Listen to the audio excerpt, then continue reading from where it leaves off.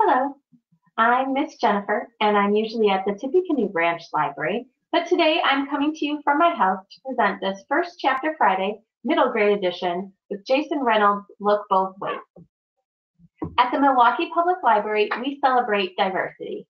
With the recent protests here and around the world, we know now more than ever how important it is to support our community and help amplify the voices of the unrepresented. Our library staff works hard to create diverse programming featuring Black and Brown voices in our collections and programs. Today I'll be sharing with you a section from Jason Reynolds' book, Look Both Ways, with permission from Simon & Schuster. Jason Reynolds is the amazing award-winning author of many great titles like a track series, poetry, nonfiction, and young adult books. I highly recommend taking a look at his other works and exploring his website at jasonwritesbooks.com and finding videos of him online reading and discussing his own work. Look Both Ways is a collection of short stories about a community of kids like you who go to school and spend time with friends, have good days and bad days, and fall down but get back up again, and demonstrate how connected we all are, even if we don't realize it. I'm going to be reading from How to Look Both Ways. Fatima Moss talks to only one person on her way home from school. And before she talks to that person, she keeps a checklist of all the things on her journey that have changed, and all the things that have stayed the same. That one person and their sameness or differentness included. This is that checklist. Number 1, bell rings for 5 seconds. 2, 28 students, 29 including me, dash from Miss Broom's English class. Difference, today Trista Smith and Britton Burns ran faster than everyone, almost knocked Sam Mosby over. 3, I take off. 4, the whole school crowds into the hallway. 5, it's so noisy I can't hear myself think. 6, I stop at my locker to get this notebook, which I keep there where it's safe, so I can hear myself think. 7, the combination to my lock is the same. 8, I get it wrong. 9, I panic and think someone has switched my lock, which means I may never get my notebook. 10, I try the combination again and it works. 11, the combination to my lock is the same. 12, I grab this notebook, get the books I'll need for homework, which is usually none because I usually get all my homework done before school is over. Different, but today I have homework. English. Miss Broom wants us to imagine ourselves as objects. Any object we want, and write about it. Doesn't require a book though. 13. I head from my locker to the school doors. Between 77 and 84 steps, depending on if Miss Walkley is yelling at anyone in the middle of the hallway. Today, she was yelling at Simeon Cross for running down the hall with Kenzie Thompson on his back. Again. Technically not a difference. Today, it took 81. 14. Exit the building. The double doors are always open. 15. 6 school buses out front. 2 lines of cars for pickup. Mr. Johnson is directing traffic. 16. Between 86 and 94 steps to the corner where the crossing guard, Miss Post, stands. Hi, 17. Hi, Fatima, she says. Different. Today she said, hey, Fatima. 18. Mrs. Post's son, Canton, sits at the stop sign on the corner holding a broom, with no broomstick. It's weird. But not weird because he's always there. 19. I keep walking straight. Don't have to cross the street. 20.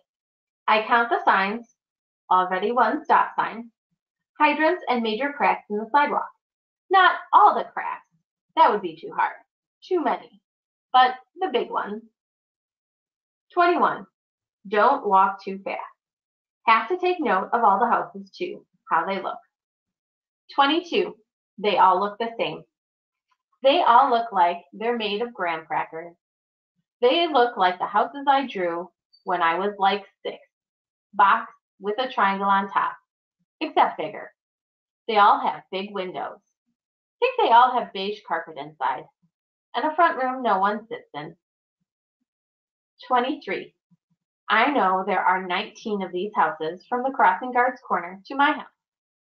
24. My house is number 20. 25.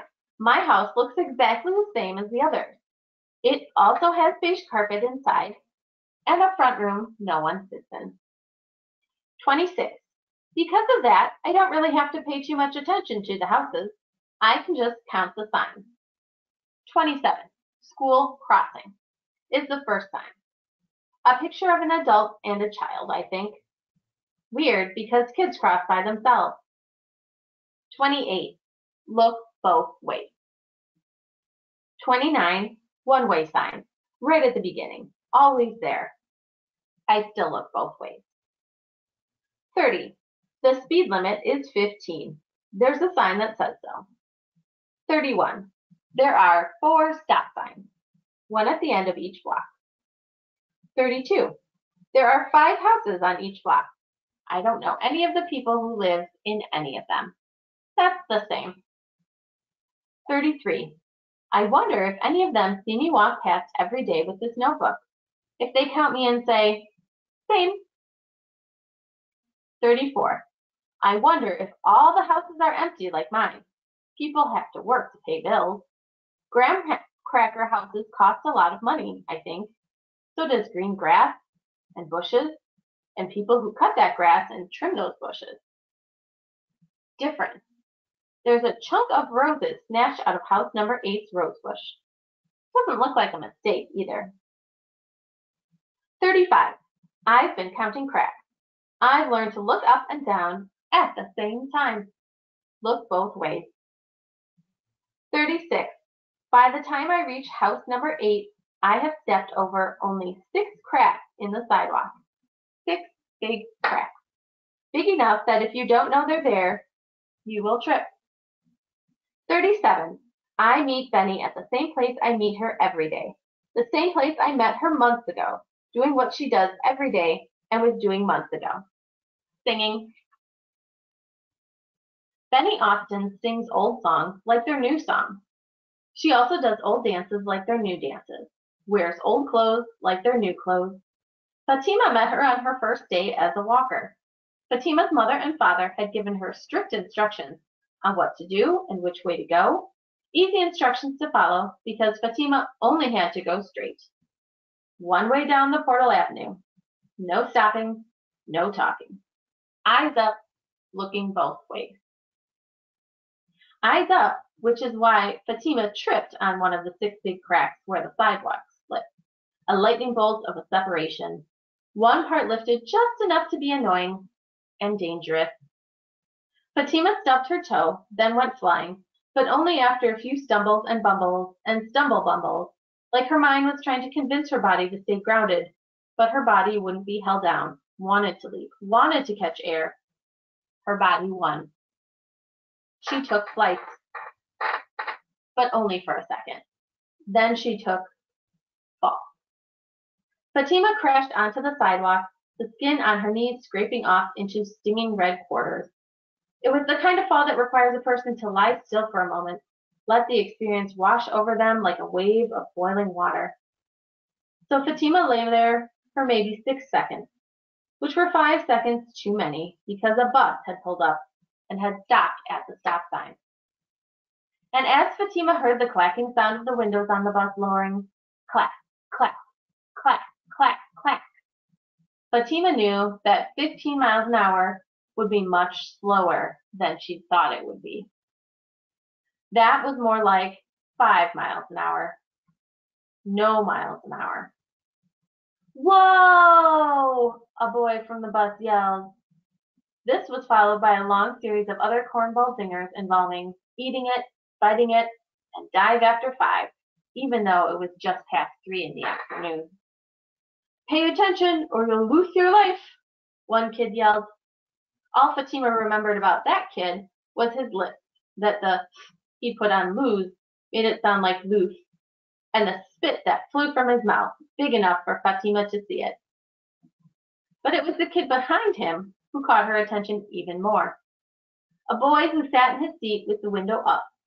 He held a notebook up to his face, peeked over it at her, and she could tell that behind that notebook he wasn't laughing.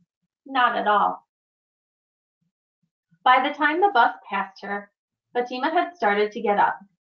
Her knees were buzzing, bloody, and each move, each step, made her draw in short gusts of air. And then she heard a long, drawling voice, the kind of voice that was deep for no reason.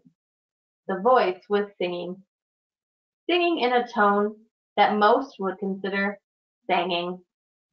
But it wasn't exactly good or bad, but enthusiastic and better than the bus, that's for sure.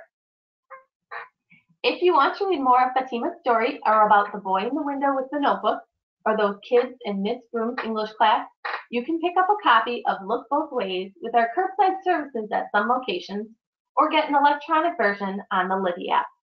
And if you already love Jason Reynolds and want more books by similar authors, try New Kid by Jerry Craft, Free Lunch by Rex Ogle, or From the Desk of Zoe Washington by Janae Mark, and explore lots of other great titles with book lists on our website at mpl.org. You can also sign up for summer reading there and track your reading and activities to earn badges all summer long. We hope to see you at the library someday soon. Thanks for watching.